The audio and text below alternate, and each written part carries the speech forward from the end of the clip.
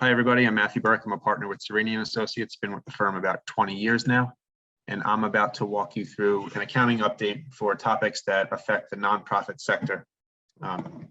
Accounting and auditing update, it really is more than anything. So we start, get right into it.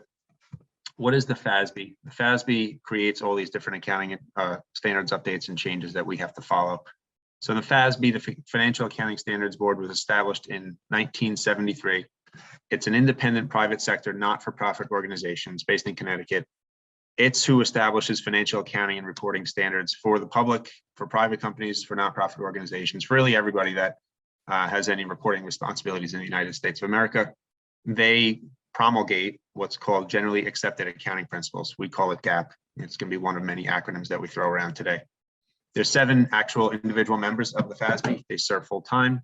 They have to be independent, so they have to sever their connections with the firms or institutions, whoever they worked with before joining this board. It's really meant to be an independent body of qualified individuals who know all about accounting and can be on top of any changes that may be necessary. So they have diverse backgrounds. They do have a concern for investors, other users, and the public interest in the matters of accounting and financial reporting. And they collectively have, quote, knowledge of accounting, finance, business, accounting, education, and research. So all these different discipline areas they pull into the mix because they really have to know what they're talking about to change all these accounting regulations for all of us to follow. So in short, FASB is the one who creates and modifies the accounting rules that your organization has to follow to comply with GAAP. And we get audited every year. GAAP compliance is important. That's what appears in your auditor's opinion. So how does this work? How do they go from changing existing GAAP to new GAAP, and how do they go from just creating new GAAP? So they first identify significant and important financial reporting issues. As an example of that, I know recently they've added software accounting because that hasn't been touched since the 1980s. They try to provide updates here and there, but it's just become outdated. So now they put it on their technical agenda, and they have to try to go through and really understand the issues and problems that may exist in current accounting for these different areas that they identify and sort of work down the ladder to get something out in terms of new changes. It's a process that takes years. It's not overnight, it's not months. It's really plotting, it's purposeful, and it takes a good amount of time before these accounting changes become reality for all of us to deal with. So really what they do is they deliberate, they have public meetings on these various reporting issues that they identify. They may issue exposure drafts to solicit broad stakeholder input. So they put drafts out and they try to get people from the accounting world, finance world, to comment on the issues that they're grappling with, to give their opinions and to offer them insight to see what they should do to possibly change the current gap that exists. They hold public roundtables on the exposure drafts where people can actually speak in person, think of like a town hall type meeting. They analyze comment letters, public roundtable discussions, all the other information that they accumulate through these different due process activities, and then they redeliberate their proposed provisions. So they pretty much push out proposed changes. They wait for people to come back with comments and possible changes and ideas and opinions on that. They redeliberate, they modify their provisions, carefully considering the stakeholder input received. So they don't create GAAP in a vacuum. They definitely are trying to get as much information as they possibly can from the real world users of the accounting information. And then finally, after all these different steps, and like I said, years of going back and forth, they may issue an accounting standards update. We'll call them ASUs, describing amendments to the accounting standards codification. That's ASC. That's basically the be all and end all for GAAP. ASC, the codification, is where all the different accounting rules are spelled out. There's other things that play into the ASC and GAAP, but mostly it appears there.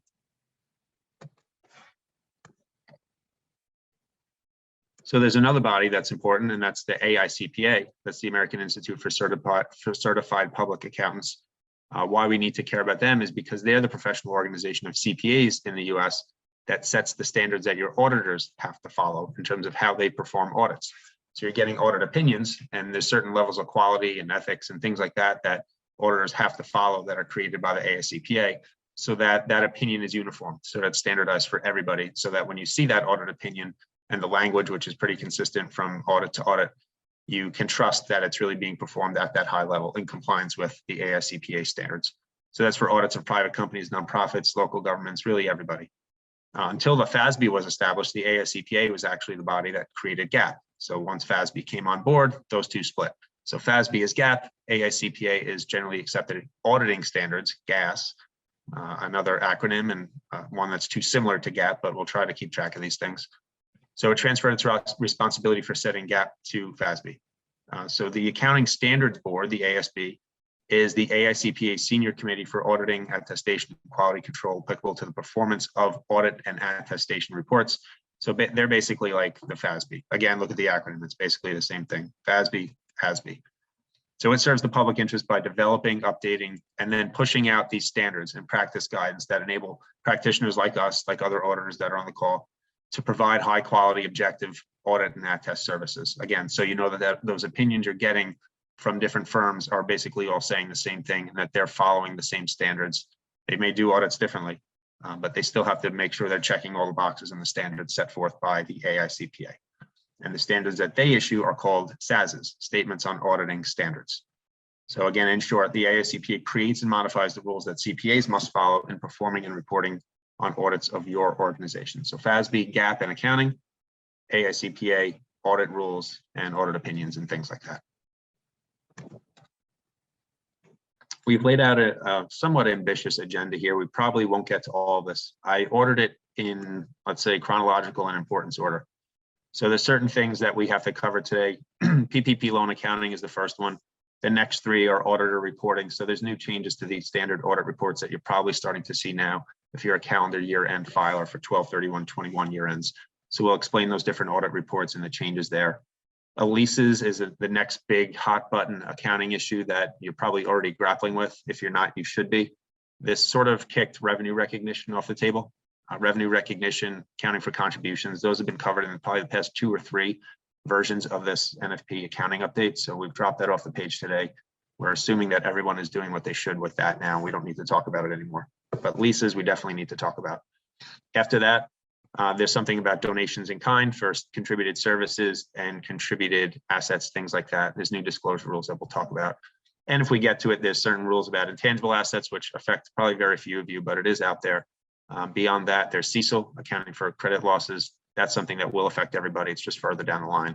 And then some changes to disclosure requirements for defined benefit plans.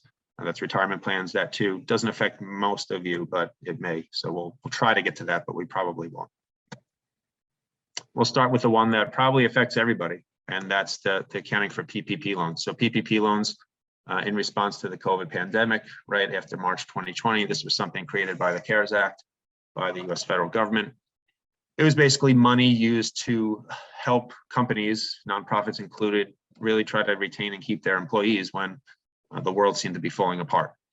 So there's trillions of dollars that was spent, given out to organizations. And of course, as part of that, accounting questions came up. How do we account for these PPP loans? How do we account for the forgiveness provisions of these PPP loans? It's something we still see. I know it's a little bit stale now, but some organizations are still trying to get forgiveness, or they have in recent reporting periods. So they may have questions about how to classify these loans and how to classify the related income. And we're happy to answer. So what happened during June 2020, after the money was issued, the FASB and the FASB, they collaborated. They issued what's called a technical Q&A, which is let's say a supplement to GAAP. It's meant to be timely and responsive. Instead of going through the process that we outlined a few pages ago that takes years, this is more of an immediate response to a hot issue that they really need to get an answer out about quickly. So they provided guidance there on the appropriate classification and accounting for these PPP loans. And basically there's 2 options for dealing with them. The first is to, both initially record the PPP loans as debt, and then you have to look at further information down the line to see when you record the forgiveness. So the key is when the forgiveness provision kicks in and when you're recording that as income, cancellation of debt or otherwise. So the first option, you classify the PPP loan as debt when you get the debt proceeds. This would fall into ASC 740, the debt provisions. So it becomes a debt liability. You accrue interest pursuant to the loan's contractual terms. And then forgiveness income is recognized when the SBA, Small Business Administration of the US federal government, formally approves the forgiveness application. So any amount not forgiven would continue to be accounted for as debt and be repaid pursuant to the terms of loans. It would amortize and come off the books over time that way. So option 1, debt goes on the books, comes off the books when the SBA approves forgiveness. So there may be a time lag between when you're receiving the cash, there will be, but when you're receiving the cash and ultimately you're recognizing the income on that. So you're deferring the income recognition until you're really certain that the SBA is going to forgive it. Option 2 would be to classify the PPP loan more as what we would consider a refundable government grant, analogous to the treatment of conditional contributions or grants pursuant to ASU, Member Accounting Standards Update 2018-08, which is a modification to the revenue recognition rules for nonprofit entities. It's a mouthful, but really it's pretty simple. So you recognize the PPP loan proceeds as a refundable grant liability when the proceeds are received, obviously. The forgiveness income is recognized not necessarily when the SBA approves formal forgiveness, but when the conditions of loan forgiveness are met. So this option would accelerate the recognition of the forgiveness income. So in this case, the conditions of forgiveness, there were a few of them, and you've probably all filled out these applications to prove that you spent the money the right way. Basically, it had to be spent on qualifying expenditures, mostly payroll, and some other things counted as well. Ensuring that that appropriate ratio of payroll to other qualifying costs was in place, maintaining the FTEs for the staffing levels, everything really complying with the PPP loan. So this approach matches the timing of forgiveness income to the timing of incurring the underlying expenses. It's sort of the old matching principle. So when you spent the money, you'd be picking up the income. So this is something that would require organizations to make sure they're complying with the provisions of the PPP loan forgiveness. If there were amounts that they didn't think would be forgiven, then obviously they wouldn't record that amount as forgiveness. But this would, again, like I said, accelerate the income recognition. So option 1, debt until the SBA forgives. Option 2, debt until you're confident that you've met the conditions of the PPP loan forgiveness. We finding in practice that most organizations seem to be opting for option 2. Most organizations had some losses in revenue as a result of COVID. Most organizations weren't able to cut costs directly in response to COVID. So they're finding that the PPP loan income matching to when sort of COVID happened and when they spent the money is helping to smooth out their financial position over time. So you're avoiding major losses in 2020 and 2021 years that would maybe come back as higher levels of income in future years if they opted for option 1. So it's really up to each organization based on how they do it. What I will add to this is that you have to be consistent. Many organizations receive 2 rounds of PPP loans because that's something that came out, PPP2, we were calling it. If you're using option 1 for PPP1, you have to use option 1 for PPP2, and the same for option 2. So you just have to be consistent with yourselves there. You can't pick and choose based on which PPP loan you're working with. So this is one that should have already mostly been addressed, but it is something that we're seeing in some of our audits that have been going on.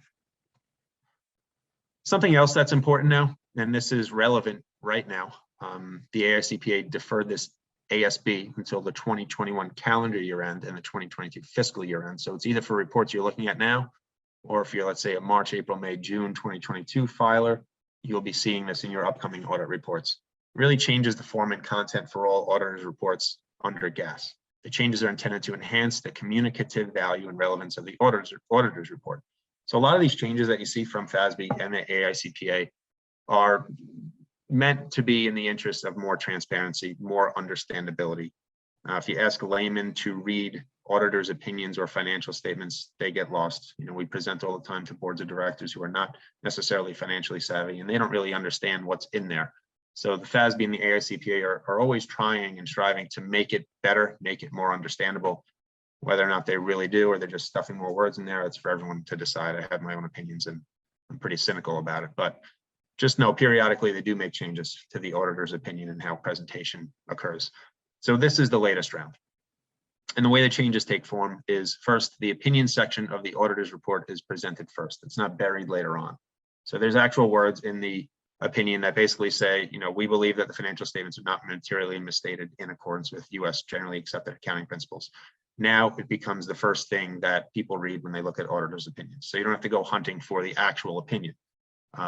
There's enhanced auditor reporting related to going concern. So going concern is a presumption of the accounting standard that's used for financial statements. So basically, auditors assume that entities are going to be in existence for a year from their report dates as going concerns. Concern in this term is a noun. It's another word for entities. So they're going to be an existing entity.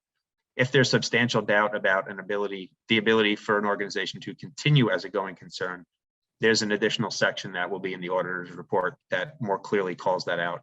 which would also be disclosed later in the financial statements. That's similar to what's been in the past years. It just sort of adds new language here in the new report. And hopefully no one ever has to see that. There's expanded descriptions of auditors' responsibilities, including those relating to professional judgment, skepticism, communications with those charged with governance. So there's more of a bulleted list of what we as auditors have to do in order to render our opinions that appear in that first paragraph. And finally, and maybe most importantly, auditors are required to communicate with those charged with governance, board of directors, audit committee, board of trustees, vestry, whatever you're calling it, about the significant risks identified by the auditors. This is something that's new. Also in the audit report, there's a new concept that's been introduced in a new lovely acronym. It's CAMS, key audit matters. So auditors may be, or not required to be, but may be engaged by those charged with governance boards to communicate CAMS in the auditor's report. So the organization decides if they want CAMS in the auditor's report. I'll describe what CAMS are right after this, but it's worth noting auditors are not required to communicate on CAMS. Boards are not required to request that CAMS be included in the auditor's report. It's optional. It's meant to be supplemental. That creates confusion, and it has created confusion for us and our clients. Unfortunately, this is one of those cynical things that come into play.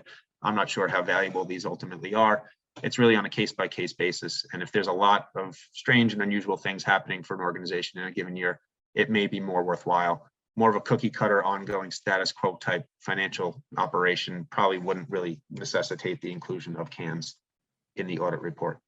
But CAMS may include, among other things, really whatever you could imagine, but higher assessed risks of material misstatements or significant risk areas that require considerable judgment. Estimates usually involve judgment by auditors and the organizations, and then significant unusual transactions that occurred during the current period. When auditors are engaged to do so, the auditor's opinion or report will include a section describing the CAMS. It'll say why a certain subject matter is identified as a CAM, how it was addressed in the audit, and then it will refer later on to financial statement accounts or disclosures to point out more information about the CAM. If the audit does not identify a CAM, if they're engaged to, but they don't identify anything as a key audit matter, then the audit report will simply state that. So those who choose not to include CAMS will continue to receive basically the same information, though, in written and oral communications from their auditor, separate from the auditor's opinion, and the communication of CAMS does not alter the ultimate opinion on the financial statements. Anyone who works with us knows that we have what's called a required communications document. It's a letter, sort of like what people used to call a management letter, just includes more now. So in that letter, there's new requirements for information that has to be disclosed. And a lot of what you're getting in this CAMS or potential CAMS really should appear in that letter. So really, unless there's a heightened need or risk or something like that, CAMS are probably not something that you're going to have to really deal with. So this is where we get into another statement on auditing standard change. This is number 135. Again, it's in place now, so you should be reading this now in your required communications letter. This is intended to enhance the quality of audits by increasing our focus on related parties and transactions with related parties and significant unusual transactions. But most importantly, it creates new communications requirements in that required communications letter, may otherwise be known as a management letter or a findings letter. Every auditor has these different cute terms for what they do. But we now have to point out significant unusual transactions, difficult or contentious matters for which the auditor consulted outside the engagement team. If we have to bring in specialists or things like that, we'd have to do that. And then uncorrected misstatements that could potentially cause material misstatements on future period financial statements, even though they are considered immaterial to financial statements under audit. So when we have an adjustment, it may be so immaterial that it's not recorded by the client or the organization we're auditing. But now we have to point out if that may have long-lasting impacts into future years. So let's say depreciation is something that's just off slightly year after year. Well, after 5 years of being off slightly, it may be off materially. So that's something that we have to sort of foresee and forecast and point out. There's also new communications requirements for independence. We have to point out that there's certain ethics rules that we have to follow and how we overcome any potential independence threats, threats to what we can do, and what we can't do. So there's just new and more language in these required communications letter. I say it's probably added about 2 pages of information that I think is useful for boards to look at, to review, to understand.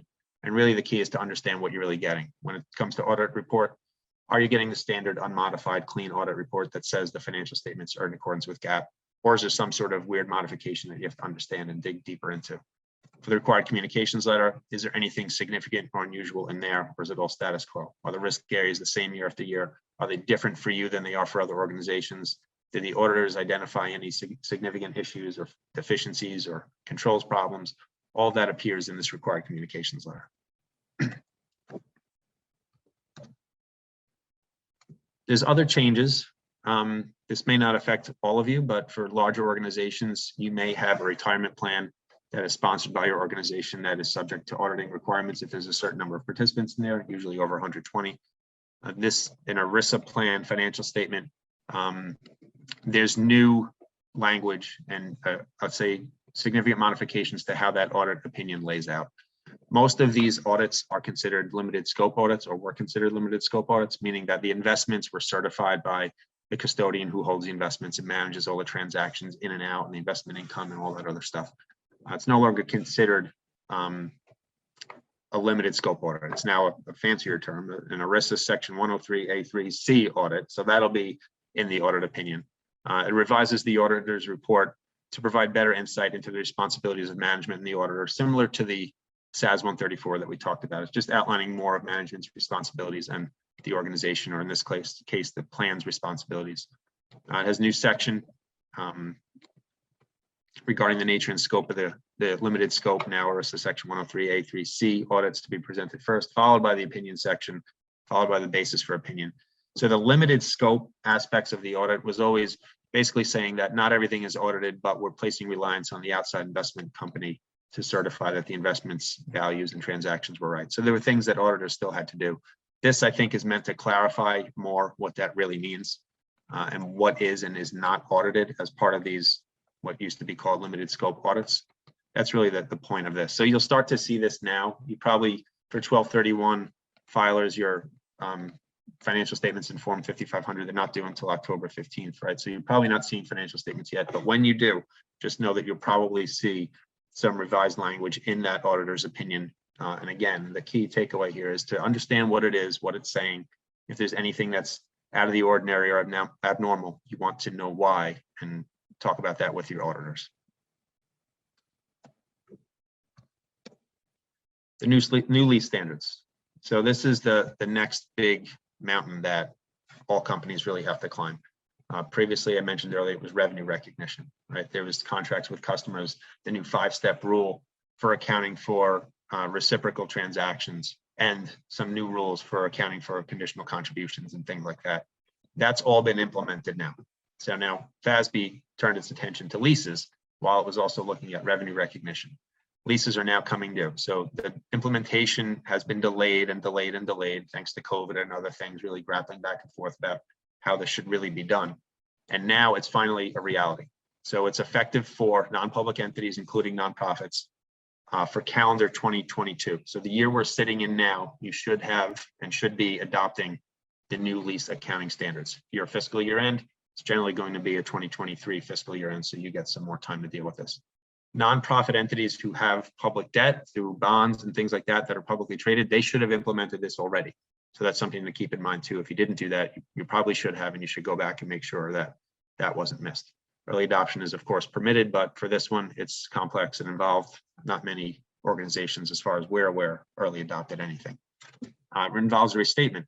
So what's basically happening is it's taking leases that used to be just expensed on your statement of activities and statement of functional expenses and hanging them up in your statement of financial position as assets and liabilities. And we'll walk through how that's all calculated in a general sense. But because of that adjustment, there's a sort of a restatement that has to take place. So we'll talk about that too. So a contract is considered a lease when two general criteria are met. Keep in mind, this is a very involved topic of the codification. So we're speaking in broad terms here. If you have any unique situations, talk to us about that offline, and we'll be happy to walk you through and figure out if it's a lease and how to account for it.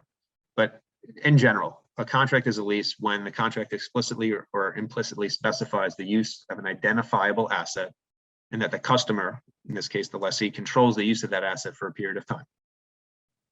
So it applies to substantially all leases, but there's still a distinction between operating and finance leases. Used to be called capital leases, still sort of is, because different recognition and presentation is required on the statements of activities and cash flows. So in the past, the test for leases was, is it operating or capital? Capital leases become capitalized as assets and liabilities. Operating leases are expensed. So these new accounting standards sort of modify that. So it becomes operating leases and finance leases. They're all going to be capitalized, but certain other treatments are affected by whether or not they're considered operating or finance. So we'll get into that too.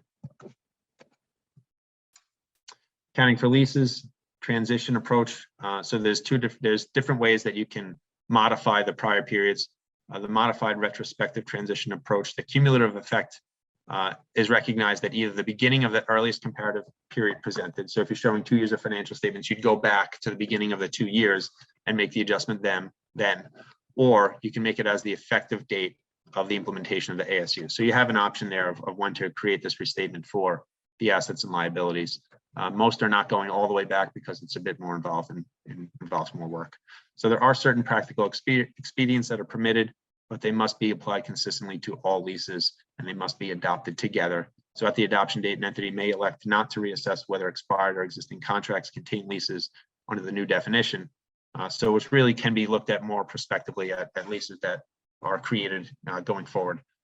Lease classification for expired or existing leases and whether previously capitalized indirect costs would qualify for capitalization under the new standard. So there's a lot to consider when you're doing the modified retrospective transition approach and when you're restating the financial statements. This will create, in addition to new disclosures about the leases themselves and the accounting for it, it will probably create something that has to be disclosed in terms of a net asset restatement as well. I'm going to skip the last two bullets because we don't have all day.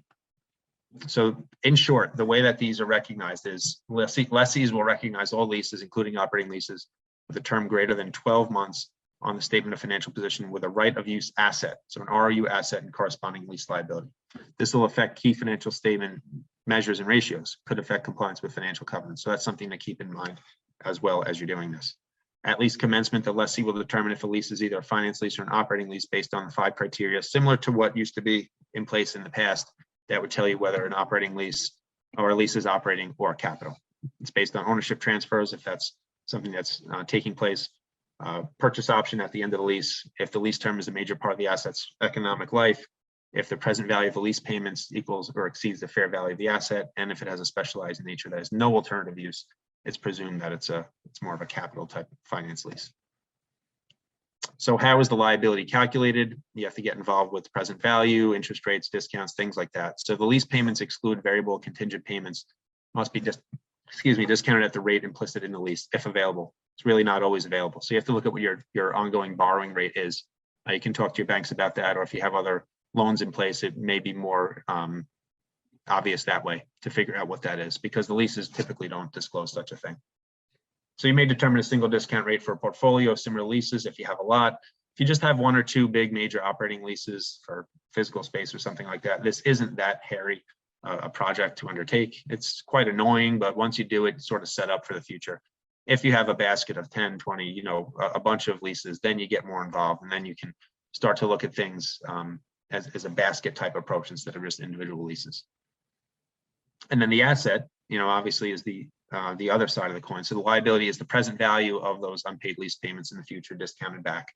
The asset is based generally on the lease liability. So you take the lease liability, you add other capitalizable direct costs that were part of the sort of the lease closing and other prepaid lease payments minus any lease incentives received. So it has a narrow definition of what those initial direct costs are that can be added to the asset. So that has to be looked at closely too when you're calculating this. And then what you're going to see over time is that the asset will sort of depreciate or amortize, and the lease liability will be paid down as you're making payments on the lease. Finance lease, subsequent measurement of the asset, it's amortized on the straight line basis of the lease term. Really not all that complicated. Operating leases can be a little bit more complicated. You have different options for doing that here that we lay out on the page. I don't want to beat that to death too much here. Just know there's a lot of different options for recording this. And as you're going through this, if you have questions, you should reach out to your auditors and us. Really, we can help you through calculating this. Other key considerations, lease and non-lease components. There's other costs that come with your lease that don't necessarily get included in the present value calculation, so they may not be capitalizable. as the asset and related liability. So consumable service costs, maintenance, things like that should be accounted for separately from the lease. That's kind of what we're seeing mostly. Someone asked, can the auditors do the calculations for the client? So as with anything, auditors have independence that they have to keep in mind. So there's certain lines that you can't cross. Auditors can do things for clients in terms of calculations, but the clients have to bear ultimate responsibility for it. They have to understand it. They have to have people within their own organization that can review and supervise and overview the calculations to make sure that they're accurate and that they understand what they are, because auditors cannot be auditing their own work, right? So we have to remain independent at all times. We can do things for clients, but they have to take responsibility and it has to be properly documented. And the client has to have a certain level of knowledge in order to do that. That's sort of how we approach that. Short-term leases, this is important, it's bolded and underlined. So lessees may elect to not recognize leases with a lease term, including optional renewal periods of 12 months or less, as long as they don't include a bargain purchase option. So we've seen some organizations actually go towards shorter term leases just so they can avoid having to implement this. I'm not sure if I would go that far, but it's something to keep in mind and consider that there is sort of an out. The other thing to keep in mind too is, again, can auditors help clients with setup? Yes, Jasmine, that's something we can help you guys out with, but it has to fall into that category like I mentioned earlier. It has to be reviewed by your personnel, understood by your personnel, and you ultimately take responsibility for recording it. So it'd be more of a teaching exercise and helping than actually doing on your behalf. But the short-term lease is something to keep in mind there for sure. And then at the bottom, expanded qualitative and quantitative disclosures. There's way more disclosures about leases now. It used to just be future minimum payments, general lease terms, things like that. Now we have to get into the amortization, the calculation of the ROU asset, the discount rate used for the liability, and any other contingencies that exist and different things like that. So a lot to bite off here for this new lease standard, but just know it's real, it's now, it's something that you really have to be dealing with. If you're a lessor, most of you probably aren't, it doesn't really significantly change what's going on and what you've been doing. You'll continue to account for things the way that you have in the past for the most part. But if you are a lessor and you have questions about this topic, we'd be happy to help. I'm not going to spend a lot of time here now. This one is also a new one that is also real now. So this affects 2022 calendar year end. So this is something that you're going to start implementing now. It's not as big a deal as leases at all. Some of you have donations in kind, as I mentioned, that you receive. That can be in the form of assets. I know a lot of organizations receive stock donations, and they liquidate the stock and take the cash, or sometimes they'll hang on to the stock. They may receive major assets that are sold, you know, cars for kids and things like that. Maybe donated services, maybe occupancy, maybe free rent, free utilities, things like that. We see all of that. So this is really providing more disclosure and transparency about situations when nonprofits have these donations in kind. So what it's basically saying is the third bullet here, you have to present contributed non-financial assets. So let's just say donations in kind for ease of language here as a separate line item in the statement of activities. So right now, such a thing may be buried in contributions or as part of contributions. Now it has to have its own line in the statement of activities. Again, assuming it's material. If you're talking about $1 million organization that has $1,000 of donated stock, you're probably not going to break that out. Same thing goes for leases, by the way. You know, we said that all leases are subject to 842, and they are. But if you have a major space that may create, let's say, a $5 million lease liability, and then you have some copiers, the copiers may ultimately be immaterial. And if they're immaterial, you can talk to your auditors about whether or not they would care if something is recorded completely in compliance with ASC 842, or if you can carve that out. So keep materiality in mind for all of this. We don't mean to drive you crazy for everything. The FASB and the AICPA would, but as auditors, we do have certain degrees of materiality that we can play with. Disclosed in the footnotes, so there'd be additional disclosures now about donations in kind. There'd be a disaggregation of the amount of contributed non-financial assets by category. So if you have donations in kind showing on your statement of activities, the footnotes would describe more fully what that really is. Stock, assets, services, rent, broken out and laid out there. For each category, you provide qualitative information, so not numbers, but really discussions and descriptions about whether the financial assets were monetized or utilized, and if so, describe the programs or activities in which those assets were used. So again, more information about what the use of the assets were, and if they were liquidated, where that money went. The policy about the monetizing rather than utilizing those assets. Again, using stock as an easy example. I know a lot of organizations, they have stock donation receipt policies that say we have to liquidate immediately and not play the market, right? So that would be outlined in this note. Description of any donor imposed restrictions, if there are any, on those donated assets. Description of the valuation techniques and inputs used to arrive at fair value. So this is important because a lot of organizations, we see it now, they arrive at fair values, especially for things like rent and services, that they're harder to pin down what they're actually worth. Now we're saying in the financial statements how you're coming up with those fair values. So you want to make sure that it's sort of substantiated and supportable and seems to make sense. And then along the same lines, the principal market used to arrive at a fair value measure. If it's stock, it's easy. It's traded on the stock market, right? If it's the value of an executive director's volunteer time, that's not as easy. You have to come up with something there and document that and make sure that's properly disclosed. We only have a few minutes left here. So accounting for goodwill is one that probably not a huge deal.